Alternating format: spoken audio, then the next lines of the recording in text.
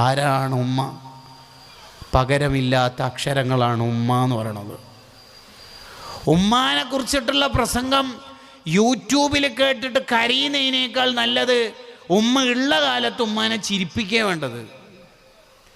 പ്രായമുള്ള ഉമ്മയൊക്കെ നമുക്ക് ജീവിതത്തിലുണ്ടെങ്കിൽ സ്വർഗം വാങ്ങാൻ ഇനി വേറെ ത്വരീക്കത്തും തേടി പുറപ്പെടൊന്നും വേണ്ട, അവിടുന്ന് തന്നെ സ്വർഗം അങ്ങോട്ട് വാങ്ങിയാൽ മതി. നബിയെ, ആരോടാണ് ഒരു മനുഷ്യൻ കൂടുതൽ കടപ്പാടുകളുള്ളത്? ഉമ്മുക്ക. പിന്നെയോ നബിയെ? ഉമ്മുക്ക. പിന്നെയോ ഉമ്മുക്ക. എന്ന് പറഞ്ഞാൽ ഒരു മനുഷ്യൻ കൂടുതൽ കടപ്പാടുകൾ കാണിക്കേണ്ട വിഷയം ചോദിച്ച സമയത്ത് നബി സല്ലല്ലാഹു അലൈഹി വസല്ലം തങ്ങൾ ഒന്ന് ഉമ്മുക്ക എന്ന് പറഞ്ഞാൽ പിന്നെ അതിലായില്ലേ, പിന്നെ ഇതിനെ രണ്ടാമത് പിന്നെയും ഉമ്മ പറയണത്. മൂന്നാമത്തെ മത്സരഫലം അറിവായിരിക്കുന്നു. ജഡ്ജസ് പ്ലീസ് നോട്ട്, അല്ലെങ്കിൽ വേറൊരാളോട് വിളിച്ചു പറയാണ് എന്ത് മത്സരഫലം അറിവായിരിക്കുന്നു, അനൗൺസ്മെൻ്റ് ചെയ്യുന്നു. അപ്പോൾ എല്ലാവരും ആകാംക്ഷയോടെ ഏതാണ് മത്സരം? ഒരു മനുഷ്യൻ ആരോടാണ് കൂടുതൽ കടപ്പാട് കാണിക്കേണ്ടത് എന്ന വിഷയത്തിലെ മത്സരത്തിൻ്റെ റിസൾട്ട്, ഒന്നാം സ്ഥാനം ഉമ്മാക്ക്, രണ്ടാം സ്ഥാനം ഉമ്മാക്ക് തന്നെ, മൂന്നാം സ്ഥാനം ഉമ്മാക്ക് തന്നെ. അങ്ങനെ പറയുന്ന പോലെയാണ് ഈ ഹദീസ് പറഞ്ഞത്. ഒന്നാം സ്ഥാനം ഉമ്മാക്ക് കഴിഞ്ഞാൽ പിന്നെ അടുത്ത ഇല്ല. ഉമ്മാൻ്റെത് കഴിയൂല മോനെ, ഉമ്മാൻ്റെത് കഴിയൂല, ഉമ്മാൻ്റെത് കഴിയൂല.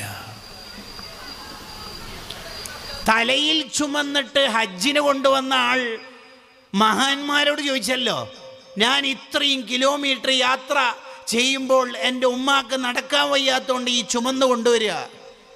വഹൽ അദ്ദൈതു ഹഖഹ, എൻ്റെ ഉമ്മാനോടുള്ള കടപ്പാട് തീരുമോന്ന്? 10 പോലും തീരൂല. എന്തേ? നിന്നെ ഗർഭം ചുമന്ന കാലത്ത് നീ ഇടത്തുനിന്ന് വലത്തോട്ടേക്ക് തിരിയുമ്പോൾ ഉമ്മ സഹിച്ച വേദനൻ്റെ പകരം എന്ത് ചെയ്താലാ തീരുക? എപ്പോഴാ തീര മോനെ? മർലാനോട് ഒരാൾ ചോദിച്ചില്ലേ, ഞാൻ എൻ്റെ ഉമ്മാൻ്റെ കാഷ്ടവും മൂത്രമൊക്കെ വൃത്തിയാക്കുന്നുണ്ട്, എല്ലാം വൃത്തിയാക്കി കൊടുക്കുന്നുണ്ട്, ഉമ്മാക്ക് നടക്കാനും മറ്റാത്തും വയ്യാത്തതുകൊണ്ട് ഞാൻ ചുമന്ന് നടക്കല, എൻ്റെ ഉമ്മാനോടുള്ള കടപ്പാട് പൂർത്തിയായോ? ഇല്ല. എന്തേ? നീ ഇപ്പോൾ നിൻ്റെ ഉമ്മ അസുഖം പിടിച്ച് വയ്യാതായപ്പോൾ എല്ലാം വൃത്തിയാക്കി കൊടുക്കുന്നതും ചുമന്ന് നടക്കുന്നതും ചികിത്സിക്കുന്നതൊക്കെ നിൻ്റെ മനസ്സിൽ ഒരു എൻഡിങ് പോയിൻ്റ് മനസ്സിൽ ഇമേജ് ചെയ്തിട്ടുണ്ട്. എന്ത്? ഉമ്മ മരിക്കുന്നവരെ അല്ലേ ഇത് ചെയ്യേണ്ടതുള്ളൂ എന്ന്. അങ്ങനെ നിൻ്റെ മനസ്സിലുണ്ട് അല്ലേ? ഉണ്ട്. അതേ സമയത്ത് നിൻ്റെ മൂത്രവും കാഷ്ടമൊക്കെ ഉമ്മാൻ്റെ മടിയിൽ നീ പഴയ കാലത്ത് ആദ്യം കക്കൂസായി കൊണ്ടു നടന്ന് ഉമ്മാൻ്റെ മടിത്തട്ടിൽ അതൊക്കെ നിക്ഷേപിക്കുമ്പോൾ ഉമ്മ വൃത്തിയാക്കി തരുമ്പോൾ, ഉമ്മ നിന്നെ പാലൂട്ടുമ്പോൾ, നിനക്ക് വേണ്ടി ഉമ്മ ഉറക്കൊഴിക്കുമ്പോൾ, നിനക്ക് വേണ്ടി ചെലവഴിക്കുമ്പോൾ, നിനക്ക് വേണ്ടി ത്യാഗം സഹിക്കുമ്പോൾ ഉമ്മ അന്ന് വിചാരിച്ചത് എൻ്റെ മോന് വളരണം എന്നാണ്. നീ ഇപ്പം കുറച്ച് ചികിത്സ ഫണ്ടൊക്കെ ആയി അങ്ങേയറ്റെത്തിയിട്ട് സ്വലാത്ത് മജ്ലിസിന് കൊടുത്തേക്കുന്ന എഴുത്തന്നെ ഹോസ്പിറ്റലിൽ കുറേ ആയി കിടത്തത്തിലാണ് ഉമ്മ സലാമത്തിന് വേണ്ടി ദ്വാരക്കണമെന്ന്. എന്താടാ അതിൻ്റെ അർത്ഥം? മരിക്കാൻ ദ്വാരല്ലേ അല്ലേ? നീ വിചാരിക്കുന്നത് ഉമ്മാക്ക് ഫണ്ട് ചിലവാക്കുമ്പോൾ ചികിത്സക്ക് നിൻ്റെ ഭാര്യ കാഷ്ടവും മൂത്രവും ഉമ്മാൻ്റെത് വൃത്തിയാക്കുമ്പോൾ നീ വൃത്തിയാക്കി കൊടുക്കുമ്പോൾ ഉമ്മ മരിക്കണം എന്നാണ് വിചാരിക്കുന്നത്. നിൻ്റെ ചെറുപ്പത്തിൽ നിൻ്റെ മൂത്രവും കാഷ്ടമൊക്കെ ഉമ്മ വൃത്തിയാക്കുമ്പോൾ വിചാരിച്ചത് നീ വളരണം എന്നാണ്. പിന്നെ എങ്ങനെയാണ് മോനെ ഇത് തീരുക? എങ്ങനെയാണ് തീരുക? ഉമ്മ നമ്മളിൽ നിന്ന് പോകുക എന്ന് പറയണത് നമുക്കൊരു അഭയകേന്ദ്രം നഷ്ടപ്പെട്ട പോലെയാണ്. ഒരു പരാതി ധൈര്യത്തിൽ പറയാൻ പറ്റിയൊരു സ്ഥലമാണ് ഉമ്മ എന്ന് പറഞ്ഞാൽ. ഒരു ധൈര്യമാണ് ഉമ്മാൻ്റെ അടുത്ത് പോയാൽ. പനിയൊക്കെ വന്നാൽ ഉമ്മാൻ്റെ ആ തണുത്ത കൈ നമ്മുടെ നെറ്റിക്കൊന്ന് അമർത്തി വെച്ചാൽ എന്തോ ഒരു ആശ്വാസമാണ്, എന്തോ ഒരു സമാധാനം. ഉമ്മ ഒന്ന് ഇവിടെ തന്നെ നിൽക്കുമോ? ആ നിൽക്കാം മോനെ, ഉമ്മ നേരത്തെ ഈടുണ്ടല്ലോ മോനെ, മോനിപ്പോൾ ഉറക്കത്ത് നിന്ന് കിട്ടിയപ്പോൾ ഉമ്മനെ കണ്ടല്ലേ, ആ മടിയിലല്ലേ നമ്മൾ കാഷ്ടിച്ചത്, ആ മടിയിലല്ലേ മൂത്രമൊഴിച്ചത്, ആ മുലപ്പാൽ കുടിക്കുമ്പോൾ എത്ര നമ്മൾ കടിച്ച് വേദനിപ്പിച്ചിട്ടുണ്ടാകും, ആ ഉമ്മ നമുക്ക് വേണ്ടി എത്ര ഉറക്കൊഴിവാക്കിയിട്ടുണ്ടാവും. എന്നെങ്കിലും നമ്മൾ ഉമ്മാൻ്റെ ഡ്രസ്സ് ആൺകുട്ടികൾ അലക്കി കൊടുത്തിട്ടുണ്ടാവോ? എത്ര കാലമായി ഈ സേവനം അവർ തുടരുന്നു. ഇനി ഉമ്മ ഉപ്പ ജീവിച്ചിരിപ്പുള്ളവരാണെങ്കിൽ എന്താ പ്രധാനമായിട്ട് ചെയ്യേണ്ടത്? ഒന്ന്, അവർ പറയുന്ന മുഴുവൻ കാര്യം നമ്മൾ ചെയ്തു കൊടുക്കണം. ഷാഫി ഇമാമിന് ഒരാൾ ചോദിച്ചല്ലോ ഷാഫി ഇമാം റഹിമുള്ളയോട്, ഉമ്മാനോട് തർക്കിക്കാൻ പറ്റുമെന്ന്. ഷാഫി ഇമാമിൻ്റെ മറുപടി, ഉമ്മാൻ്റെ ചെരുപ്പിനോട് തന്നെ തർക്കിക്കാൻ പറ്റില്ല, എന്നിട്ടല്ലേ ഉമ്മാനോട് തർക്കിക്കൽ? ഉമ്മാനോട് നീ ആയത്തും ഹദീസും ഓതിയിട്ട് ഉമ്മാക്കെതിരെ സംസാരിക്കാനോ? നീ രണ്ട് കണ്ട എന്തെങ്കിലും പഠിക്കുമ്പോഴേക്കും ഉമ്മാക്കെതിരെ സംസാരിക്കാനോ? പറ്റൂല മോനെ, പറ്റൂല. ഒരു സുന്നത്ത് ഉമ്മ നമ്മളോട് ഒഴിവാക്കാൻ പറയാണ്. എങ്ങനെ ഒഴിവാക്കാൻ? എന്തോ ഒരു സാഹചര്യത്തിൽ. ഉദാഹരണത്തിന് റമദാൻ 27-ാം രാവ് ഉമ്മ പറയാണ്, മോനെ നീ ഇന്ന് പള്ളിയിൽ പോണ്ടോ? ആ പോണം. ഈ മഴയും കാറ്റും കോളൊക്കെ ആയതുകൊണ്ട് കറണ്ട് ഇടയ്ക്കിടയ്ക്ക് പോകുന്നുണ്ട്, എന്തോ എനിക്ക് ബേജാറ്, ഇവിടെ ആരുമില്ല. കഴിഞ്ഞ കൊല്ലമൊക്കെ മോനൊക്കെ ഉണ്ടായിരുന്നു, ഇപ്പം ആരുമില്ലല്ലോ. നീ ഇന്ന് തറാവിയും വിത്തറൊക്കെ വീട്ടിൽ നിന്ന് തന്നെ നിസ്കരിക്കാം മോനെ, എനിക്കെന്തോ ഒരു പേടിയും. അവിടെ എന്താ മസാല? വീട്ടിൽ നിന്ന് നിസ്കരിക്കണം ഉമ്മക്ക് വേണ്ടിയിട്ട്. ഏതാ രാവ്? 27 രാവ്. ഉമ്മ കഴിഞ്ഞിട്ടേ വേറെന്തെങ്കിലും ഉള്ളൂ ഈ ലോകത്ത്. സുന്നത്ത് നിസ്കരിച്ചുകൊണ്ടിരിക്കുമ്പോൾ ഉമ്മ വിളിച്ച് ആ വിളിക്ക് ഉത്തരം കൊടുത്തിട്ടില്ലെങ്കിൽ ഉമ്മാക്ക് വിഷമാവെന്ന് കണ്ടാൽ വേഗം കൈയളക്കുക, ഉമ്മാക്ക് ഉത്തരം കൊടുക്കുക. നിസ്കാരത്തിൽ കൈയളക്കാനുള്ള മസാല പറയണത് എത്രമാത്രം പ്രാധാന്യമുണ്ട് നിങ്ങൾ ആലോചിച്ച് നോക്കിയേ. ആരാണ് ഉമ്മ? പകരമില്ലാത്ത അക്ഷരങ്ങളാണ് ഉമ്മ എന്ന് പറയണത്. ഉമ്മാനെ കുറിച്ചിട്ടുള്ള പ്രസംഗം യൂട്യൂബിൽ കേട്ടിട്ട് കരയുന്നതിനേക്കാൾ നല്ലത് ഉമ്മ ഉള്ള കാലത്ത് ഉമ്മാനെ ചിരിപ്പിക്കുക വേണ്ടത്. പ്രായമുള്ള ഉമ്മയൊക്കെ നമുക്ക് ജീവിതത്തിലുണ്ടെങ്കിൽ സ്വർഗം വാങ്ങാൻ ഇനി വേറെ ത്വരീക്കത്തും തേടി പുറപ്പെടൊന്നും വേണ്ട, അവിടുന്ന് തന്നെ സ്വർഗം അങ്ങോട്ട് വാങ്ങിയാൽ മതി. അബൂ ഇസ്ഹാഖുൽ ഇസ്ഫറാനി തങ്ങളോട് ഒരാൾ പറഞ്ഞല്ലോ, ഇന്നലെ നിങ്ങളെ സ്വർഗത്തിൻ്റെ കിരീടം ധരിച്ചതായിട്ട് ഞാൻ സ്വപ്നത്തിൽ കണ്ടിരുന്നു എന്ന്. മഹാൻ പറഞ്ഞു, എങ്ങനെയാ കാണാതിരിക്കുക, ഞാൻ ഇന്നലെ എൻ്റെ ഉമ്മാൻ്റെ കാല് കടച്ചിലെടുത്തിട്ട് തടവി കൊടുക്കുകയായിരുന്നു എന്ന്. പിന്നെ സ്വർഗമല്ലാതെ വേറെന്താ അള്ളാഹ് തരാ?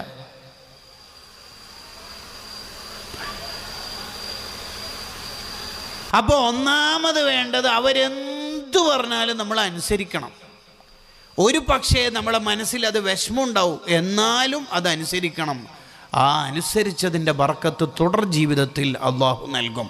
ആ പെണ്ണിനെ വേണ്ട മോനെ, നിനക്ക് എനിക്കെന്തോ ഒരു ഹൈർ തോന്നുന്നില്ല നീ അവിടെ വീടെടുക്കുന്നത്. ഉമ്മ എന്തി പറയുന്നു? അങ്ങനെ നിൻ്റെ ഒരു ന്യായാന്യായം പറയരുത്. ആ പൊരുത്തത്തിൽ അവിടെ ഇരിക്കണം, ആ പൊരുത്തത്തിൽ അവിടെ ഇരിക്കണം. രണ്ടാമത്തത്, അവരുടെ മുന്നിൽ നിന്ന് ശബ്ദം ഉയർത്താൻ പാടില്ല. ഒരു മഹാനെ ഉമ്മ വിളിച്ചു, വലിയ ഹദീസ് പണ്ഡിതനാണ് ആ മഹാൻ. എന്താ ഉമ്മ എന്ന് ചോദിച്ചു. എന്താ ഉമ്മ? കാര്യം പറഞ്ഞു, കാര്യം നിർവഹിച്ചു കൊടുത്തു. പിന്നെ ഈ മഹാൻ വീട്ടിൽ റൂമിൽ ഇരുന്നിട്ട് ചിന്തിക്കുകയാണ്, ഞാൻ നേരത്തെ ഉമ്മനോട് എന്തേന്ന് ചോദിച്ചത് സൗണ്ട് കൂടിപ്പോയോ? അത് കേടായോ റബ്ബേ. നേരെ അങ്ങാടിയിൽ ചെന്ന് വലിയ വില വരുന്ന 2 അടിമകളെ വാങ്ങി, ലക്ഷങ്ങൾ വില വരും കേട്ടോ, അടിമകളെ വാങ്ങിയിട്ട് മോചിപ്പിച്ചിട്ട് അള്ളാഹിനോട് ദ്വാരുന്നു, നേരത്തെ ഉമ്മാനോട് എന്തേന്ന് ചോദിച്ചതിൽ സൗണ്ട് കൂടിപ്പോയിന് 2 അടിമകളെ വാങ്ങി മോചിപ്പിച്ചിട്ടുണ്ട്. പൊരുത്തപ്പെടണേ അള്ളാഹ്, കൂടിപ്പോയതാണ്, അറിയാണ്ട് അങ്ങോട്ട് വന്നു പോയതാണ്. ഇതാണ് മുസ്ലിമിൻ്റെ ജീവിതം എന്ന് പറയുന്നത്. ഞാൻ ടൗണിൽ നിന്നല്ലേ വരുന്നത്, എന്നേരം പറഞ്ഞൂടെ തക്കാളി വാങ്ങാൻ, ഇനിയിപ്പോൾ ആദ്യം വെയിലത്ത് പോകാനാണ്, എന്നെ കൊണ്ടാവില്ല എന്നാണ് പുതിയ സിദ്ധാന്തം. ഞാൻ എൻ്റെ ഭാര്യനെ കൂട്ടിയിട്ട് എവിടെ പോകുന്നു എല്ലാം ഇവിടെ പറയണം, ഇതെന്താ ഓഫീസാ എന്നതാണ് പുതിയ ചെറുപ്പക്കാരുടെ വർത്താനം. കല്യാണം കഴിക്കുന്നവരും ഉമ്മയായിരുന്നവൻ്റെ എല്ലാം. പിന്നെ ഒരു പെണ്ണിനെ കാണുമ്പോഴേക്കും മോനെ നീ ഒഴിവാക്കി പോകേണ്ടതല്ല ഉമ്മ. ബാക്കി ഏത് തെറ്റായാലും ആഖിറത്തിലായിരിക്കും അതിൻ്റെ ശിക്ഷ ഉണ്ടാവുക. ഇത് നോ, ദുനിയാവ് തന്നെ കിട്ടിത്തുടങ്ങും. ഉമ്മാനെ എങ്ങാനും ഉപ്പാനെ എങ്ങാനും ബുദ്ധിമുട്ടിച്ചാൽ ദുനിയാവ് തന്നെ കിട്ടും. അപ്പോൾ രണ്ടാമത്തത്, അവരുടെ മുന്നിൽ നിന്ന് ശബ്ദം ഉയർത്താൻ പാടില്ല. അതാ രണ്ടാമത്തെ അദബ്. മൂന്നാമത്തത്, അവരെ നോക്കുന്നത് എപ്പോഴും വളരെ ആദരവോടെ, തഅ്ലീമോടെ, ബഹുമാനത്തോടെ ആയിരിക്കണം.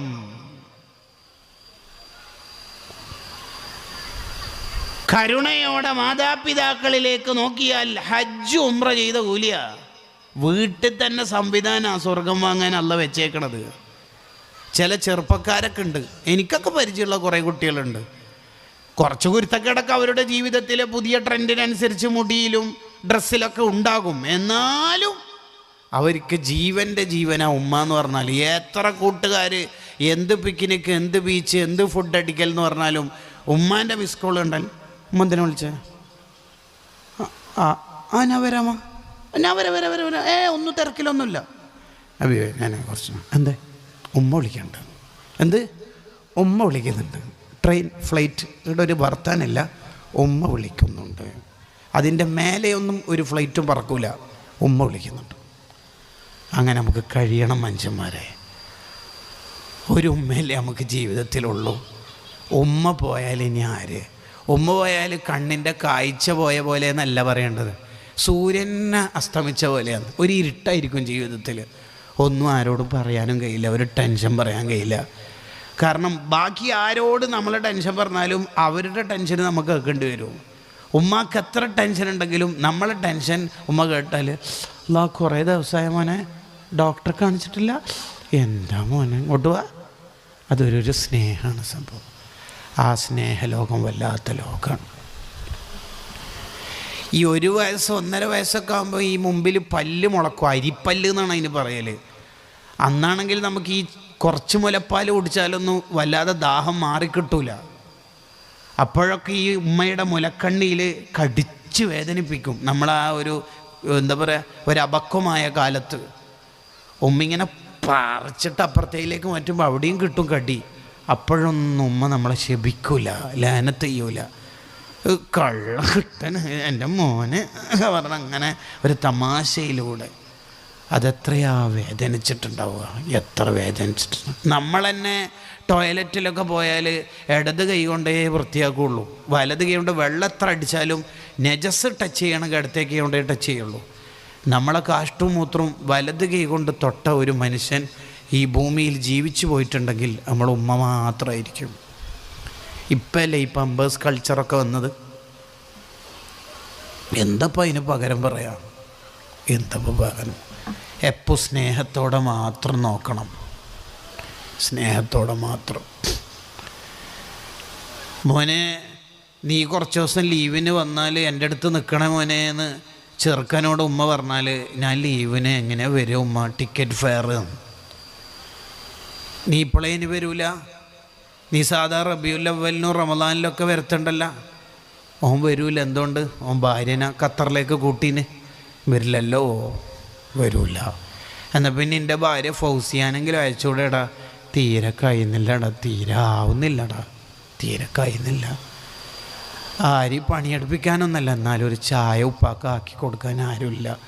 അപ്പം മോൻ്റെ ഡയലോഗ്, ഓളോട് ഞാൻ പറഞ്ഞു നോക്കിന്, പക്ഷെ ഓള് പറയുന്നത് നിങ്ങില്ലാണ്ട് ഞാനെങ്ങനെ പോവാ, എനിക്ക് മിസ്സിങ് ആണ് എന്ന്. നമ്മളെ നാടുകൾ ഇപ്പോൾ വൃദ്ധസദനങ്ങളാണ്. ഓരോ വീടും വൃദ്ധസദന. 5 മക്കൾ, ഓരോരുത്തരിങ്ങനെ വ്യത്യസ്ത ഗൾഫ് രാജ്യത്ത് വിത്ത് ദയർ വൈഫ്സ്, അവരുടെ ഭാര്യമാരൊന്നിച്ച് ആജിക്ക് അജുമിയും വൃദ്ധസദനത്തിലാണ്. 5 ബെഡ്റൂമുള്ള വീടൊക്കെ ആയിരിക്കും, ബാത്റൂം അറ്റാച്ച്ഡ് ആയിരിക്കും. വൃദ്ധസദനങ്ങളാണ്. ആർക്ക്? അവരവർ my life is my choice. എൻ്റെ ജീവിതം, ഞാൻ, എൻ്റെ ഭാര്യ, എൻ്റെ മക്കൾ എന്ന ലോകത്ത് ചുരുണ്ട് കടന്നുപോയി. ഉമ്മാനെ മറന്നിട്ടൊരു ജീവിതം ഒരാൾക്കുണ്ടോ? പോയി. അവൻ്റെ ഒരു ഇബാദത്തും അല്ലാഹ്ക്ക് വേണ്ട. ഇനി ഉപ്പിയുമ്മയും മരിച്ചു പോയവരാണെങ്കിലോ അതെന്താ വേണ്ടത്? അൽ ഈലാഹു വൽ ബയാൻ എന്ന ഇബ്നു ഹജറുൽ ഹൈതമി റഹിമഹുള്ളയുടെ കിതാബിൽ കാണാം. 3 കാര്യങ്ങളാണ് അവിടെ ശ്രദ്ധിക്കേണ്ടത്. ഉപ്പയും ഉമ്മയും ജീവിച്ചിരിപ്പില്ലെങ്കിൽ 3 കാര്യങ്ങൾ. 1, ജീവിച്ചിരിപ്പുള്ള ഒരാൾ ഉണ്ടെങ്കിൽ, എന്ന് പറഞ്ഞാൽ ഉമ്മയാണ് മരിച്ചത് അല്ലെങ്കിൽ ഉപ്പയാണ് മരിച്ചത്, ഒരാളുണ്ട്, അവരെ കൂടുതൽ കൂടുതൽ സന്തോഷിപ്പിക്കുന്ന പ്രവർത്തനങ്ങൾ നമ്മൾ ചെയ്തുകൊണ്ടിരിക്കുക. എന്നാൽ മരിച്ചുപോയ ആളെ കൂടി അതൊരു സന്തോഷിപ്പിക്കലാവും. ഇവരെ കൂടുതൽ സന്തോഷിപ്പിച്ചാൽ അതുകൂടി മേക്കപ്പ് ചെയ്തു പോകും എന്ന് ചുരുക്കം. ഒന്നതാണ്. ഉമ്മയുള്ളൂ, നല്ലോണം സന്തോഷിപ്പിക്കുക. ഉപ്പാനെ കൂടുതൽ സന്തോഷിപ്പിക്കാനൊന്നും കഴിഞ്ഞിട്ടില്ല. ഉപ്പ പെട്ടെന്ന് മരിച്ചുപോയി, അല്ലെങ്കിൽ ഉപ്പ മാത്രമേ ഉള്ളൂ, ഉമ്മ പോയി. അപ്പോൾ ഉപ്പാൻ്റെ കൂടെ തന്നെ പരമാവധി സമയത്തുണ്ടാവുക. എന്നാൽ ഉമ്മാക്കും സന്തോഷവും ഉപ്പാക്കും സന്തോഷവും. അത് മേക്കപ്പ് ചെയ്ത് പോകും. ഒന്ന്. രണ്ട്, അവരുടെ ഖബർ സിയാറത്ത് ചെയ്യുക. അതവർക്ക് വലിയ സന്തോഷമുള്ള കാര്യമാണ്. മക്കൾ അവരുടെ ഖബർ സിയാറത്ത് ചെയ്യുമ്പോൾ ബാക്കി ഖബറാളികളോട് ഈ ഉപ്പയും ഉമ്മയും അഭിമാനപൂർവ്വം പറയത്രേ, അവരും ഓരോരുത്തർ അസ്സലാമു അലൈക്കും ദാറ ഖൗമിയൽ മുഅ്മിനീൻ എന്ന് സലാം പറയും. നിങ്ങളെല്ലാവരും പൊറുക്കിയെടുക്കാൻ പോകുന്നില്ലേ? ഞാൻ അങ്ങനെയൊന്നും പോകുന്നില്ല, എനിക്ക് സ്പെഷ്യലായിട്ട് വേറെ തന്നെ വരുന്നുണ്ട്, എൻ്റെ മോന് കൊടുത്തയക്കുന്നുണ്ട്. നമ്മളാകുന്ന മക്കൾ ഉപ്പാക്കും ഉമ്മാക്കും അഭിമാനിക്കാൻ പറ്റുന്ന മക്കളാവണം. രണ്ട്. മൂന്നാമത്തത് വത്തസദ്ദഖു അൻഹുമ, അവരുടെ പേരിൽ സ്വതഖ ചെയ്യുക. മരിച്ചുപോയവരുടെ പേരിൽ സ്വതഖ ചെയ്യുക. ഇന്ന സ്വതഖത തസിലു ഇലാ മയ്യത്തിൻ ബിലാ ഖിലാഫിൻ ബൈനൽ മുസ്ലിമീൻ. ഇമാം നവവി റഹിമഹുല്ലാഹ് ശർഹ് മുസ്ലിമിൽ പറഞ്ഞല്ലോ, മരിച്ചുപോയവരുടെ പേരിൽ ചെയ്യുന്ന സ്വതഖ അവർക്ക് ഉപകാരപ്പെടും എന്ന വിഷയത്തിൽ ഒരു മുസ്ലിമിനും എതിരഭിപ്രായമില്ല. വഹാബിനെ കുറിച്ചല്ല പറയണത്, ഒരു മുസ്ലിമിനും എതിരഭിപ്രായമില്ല. ഇന്ന സ്വതഖത തസിലു ഇലാ മയ്യത്തിൻ ബിലാ ഖിലാഫിൻ ബൈനൽ മുസ്ലിമീൻ. നൂറ്റാണ്ടുകൾക്ക് മുമ്പ് ഇമാം നവവി റഹിമഹുല്ലാഹ് അവിടുത്തെ ശർഹ് മുസ്ലിമിൽ എഴുതി വെക്കുന്നുണ്ട്.